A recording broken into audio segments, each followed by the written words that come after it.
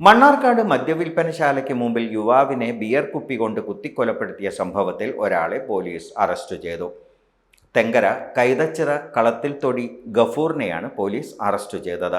കേസിലെ ഒന്നാം പ്രതി കൈതച്ചിറ സാജനെ കേന്ദ്രീകരിച്ച് അന്വേഷണം നടക്കുകയാണ്.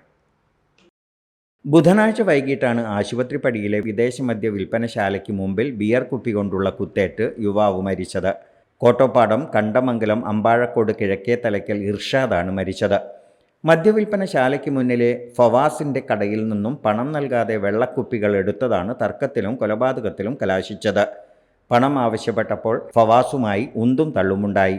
ഇത് കണ്ട് സുഹൃത്ത് ഇർഷാദ് പണം നൽകി പ്രശ്നം അവസാനിപ്പിക്കാൻ ശ്രമിച്ചെങ്കിലും ഇയാളെ ഒന്നാം പ്രതിയായ സാജൻ ബിയർ കുപ്പി കൊണ്ട് തലയ്ക്കടിക്കുകയായിരുന്നു.